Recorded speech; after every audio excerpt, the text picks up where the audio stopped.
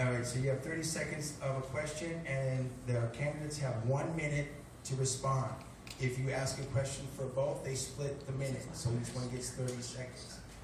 Are we okay with that? Yes. Everybody say yes. If not, we're at the door. Just joking. All right, where are we going to start first? Anybody want to go first? Because I'm all about Dr. Conquest. Okay, Dr. Fred Conquest from CSN and Executive Director of the Citizens for a Better America. I have a question of Mr. Newberg. Were you elected or appointed to the Board of Education, and do you support or not Common Core? I was elected. I ran on a science, technology, engineering, and mathematics agenda. The Common Core standards, which were established by the states to push back on the federal intrusion of No Child Left Behind, attempted to take what were very, very pathetically low standards and build college-ready standards. They're supported by all the STEM community, so I support them as the current best available college-ready standards. Am I done? Okay. Would like to be Mr. Llewellyn? Hi, Patrick Llewellyn, Veterans in Politics. A real simple question. Can we answer with yes or no? Do you support teacher carry or open carry on campus? On the college campuses, I support the concealed carry for people, for the teachers, yes. In public schools, right now there are... It was a yes or no question. So, Thank you. yes. Thank you. I'm going to vary a little bit from the yes or no because I represent 7 counties. And that answer is different for a rural county. Can we keep it, I'm sorry, it's going to be a yes or no yes, but it's a yes or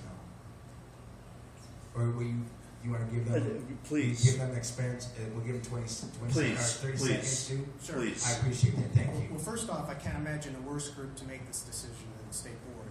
But you have to remember, the way guns are viewed in White Pine County are fundamentally different than how they're viewed here. And the way I view that decision should be made, that's a decision that should be made locally between the local trustees and the local sheriff. I don't see any role in that kind of decision in the State Board of Education because it's just going to be different. The rurals are just different than the urban areas. And I don't want to impose an urban mindset upon the rural. So that's how I would do that. Again, I'll just say, yes, on college campuses, the concealed carry. For public schools, it is up to the local school district. In Oregon, they are deciding that now in a local school setting. And it really is up how best to secure the schools and make it safe for the teachers and the students to go to school. So I would support whatever method they use. If it means that they have a higher policeman to come in and the patrol, if they have the principal is the one who's able to have a concealed carry gun, or any of the teachers, I would support that. Thank you. Thank you. My question is for Mr. Newberg. Michael Broadway, Veterans in Politics. You are the incumbent, correct? That's correct. Okay. Our education in Nevada is ranked number 50. Frankly, I don't know how long. I'd like you to tell me how long you've been involved and basically why we don't want to change you and try something else. Well, first, I'll push back. I was just having this discussion with Trustee Childs. The reports that are reporting that we're 50th are actually reporting our demographics. They're measuring the challenge the system is facing. When you look at what the system actually performs at, it performs at 35th to 38th. It's just, you take Annie, Casey, No Child, or Children Count, they have 16 measures. Only 3 are measures of the education system. The other 13 are measures of the demographics. And so, as the math guy, I'll push back and say, no, that's actually not the case. But it is the case that we face the worst demographic challenge in the country. The Urban Institute did an analysis and determined that over the last 10 years, Nevada's had the best growth and achievement in the country. So Part of what I do in my job is I try to set the math straight. Okay? The reason you want Time. You want to finish up your thought? I'm from industry. I'm attempting to expand the STEM education system. Okay, so I am the industry voice on the panel, pushing for higher standards and pushing for 21st century college and career readiness skills. And that's not a view that you traditionally get from the education system. Thank you, Mr. Newberg. My name is Tim Batara. As a millennial and a ex-college student, I'd like to ask you this question. It's a simple yes or no. Do you believe political correctness is a problem in our school system? Is that for both of them, right? Yes. Yes. Is it yes or no? No, it's not a problem that I've run into because we deal with data. Okay. Thank you. Thank you. My name is Pamela Caden. Thank you both for your serving today here. I'd like if you could expand on Mr. Broadway's question. You were in the middle of saying something and elaborating. I'm interested in hearing more on how you said you're pushing for that. How exactly are you pushing? What methods do you use to push an agenda that you believe in? Is that for? That's this just one? for Mr. Newborn. So he's got 1 minute to Yes. respond. Initially, it's drawing the line from the K-12 system through higher ed to a workforce. The state has a plan to diversify its economy that is entirely dependent on K-12 being able to produce students with 21st century STEM skills. There is a break in the system that occurs about middle school. Business has not identified it because they think these decisions are made in college. K-12 doesn't realize it's there because they think the world ends at 12th grade. And so it's only from a business perspective looking down into the system, we see that we lose kids off the STEM track in middle school. We lose most of the girls in almost every kid of color. And it's a problem we have to fix, otherwise what we're seeing in business is a growing skills gap. Okay? And it has the potential of actually ripping the workforce in half between high-skilled, high-tech workers and minimum wage workers. And right now, Time. the sides of that gap are largely determined by sex and race.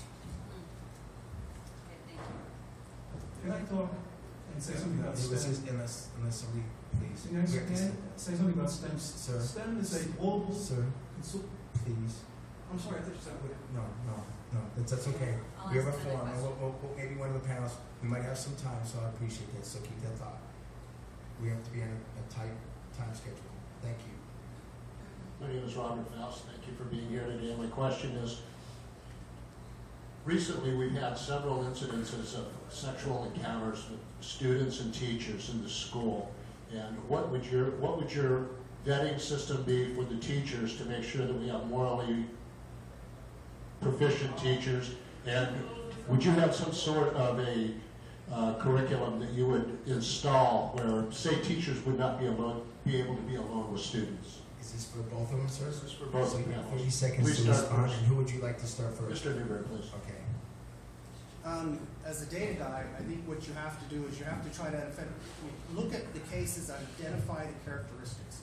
Because you have, 21,000 teachers in the state, and you don't want to impose a system that makes the rest of the 21,000 ineffective. So it's about understanding the characteristics of people coming into the system that cause them to enter these relationships. And so it's an analysis job.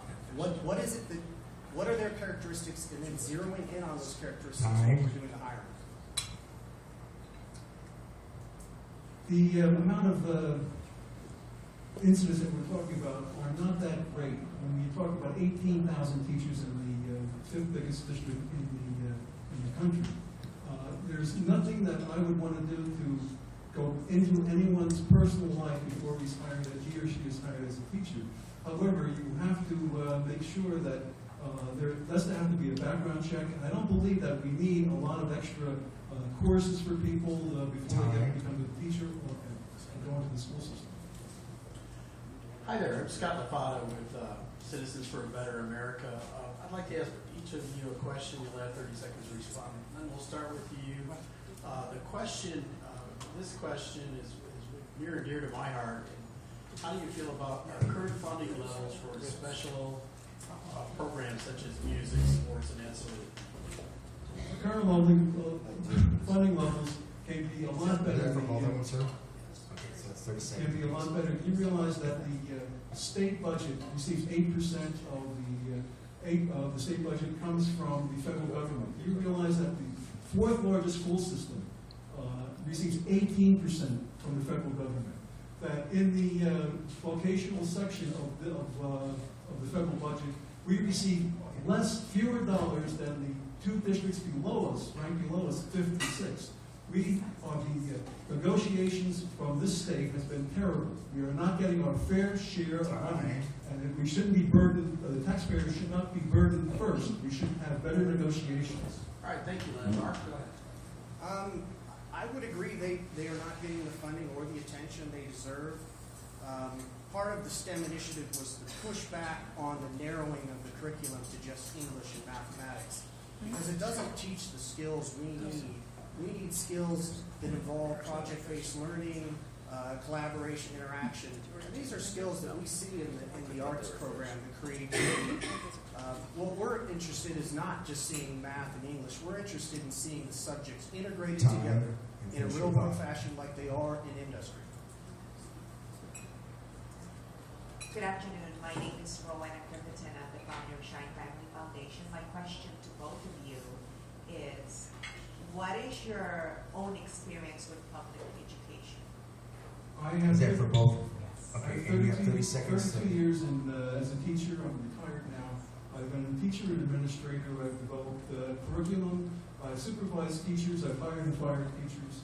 And I've developed programs which have been able to take a staff, which is what they call aging staff, and renew their skills through some of the programs that I've been involved with.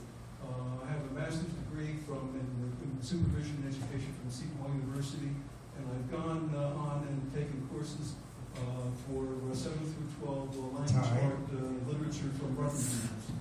Thank you. 30 seconds, please. I'm a product of the Clark County School System. I graduated from Rancho High School. My father used to be president of the Board of Trustees. He established the magnet school program at CCSD. I have grandsons that are now the fourth generation to attend public school in Nevada. I have two daughters that are teachers. Thank you so much, candidates. Okay, so we have a little time. There's people in the audience. Would you like to ask a question for our panelists or candidates? Seeing, you have no one? Okay, go ahead. Mr. Marciano, you could end. What is the number one thing you feel is wrong in District 4 right now? The number one thing wrong with the state of Nevada? Or the district you're running for, what do you think is wrong? What do you intend to fix? This is a state board of education, so it's not a particular district. But what's happening now is we're going along with Common Core. We're not paying attention to the 10th Amendment, and we are now taking away the privacy rights of children and families in this state.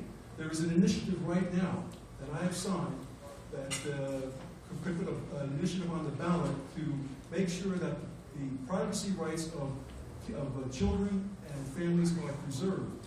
And right now, the privacy and the 10th Amendment are very, very important in this state. Yay. All right, that will conclude. Do you want to? Okay, so one more. Quick one. Doctor, go ahead. Okay. Since the State Board of Education essentially sets the curriculum, would you be for or against teaching a civics class in middle school and a personal finance class for everybody in high school? Dr. Conquest, is that for both of them? Yes. I see you have 30 seconds to respond. Traditionally, the civics classes and the science classes were all, and the business classes were all taken care of within the curriculum. The history department takes care of that. We have to refocus on that. And the math department traditionally takes care of the business courses. We have to refocus in on that. There is a minority community, the African American community, which have their basis is the mom and pop businesses that have been really hurt, because I don't think there has been enough attention to the business course, especially the 7th and 8th grade here. It's been stagnant for about 20 years. It's time we refocused on that. And I just want to say, as far as the STEM is concerned, the STEM has been it's a worldwide coalition which has been really disavowed by 2 countries, Japan and South Korea. The parents there now are having their children take hire tutors so that they can learn what we have been proudly doing: creative, innovative, humanities, Okay, and finish up, please. liberal arts courses. Thank you. A couple details. State Board of Education does not set curriculum, it sets standards. Standards tend to be the same state to state. Curriculum actually should be customized for each student based on interaction of the teacher and the parent. I would support that, and actually I chair the Graduation Requirements Committee, and we're in the discussion now of adding a personal finance class. Finance is supposed to be taught, but every student I talk to says it's not. And it's a key component to being career ready going into the workforce. Okay, that concludes that time. So we will conclude this interview, and this is for State Board Education District 4. We want to thank Glenn Marciano. Give him a round of applause. And member Mark Newbern, thank you for being here. And if there's any more, will you guys stick around for a little bit for questions? Sure. Okay, and we want to thank the panelists here. Thank them again. And I want to thank the sponsors again: Scott Gormley of Rhythm Kitchen, Ron Q Foundations, Paul Padilla, owner of Paul Padilla Law Offices, Michael Broadway, Robert Stoffel Law Group, Brent Jones, owner of Real Waters. Everybody got the Real Water? Shake it up. Here you go. So then we have Mr. George Carson, owner of AllTalkRadio.net, and of course, radio extraordinaire Kevin Wall, owner of Battleborn Radio. Thank you guys again for being here. Great Group Sports.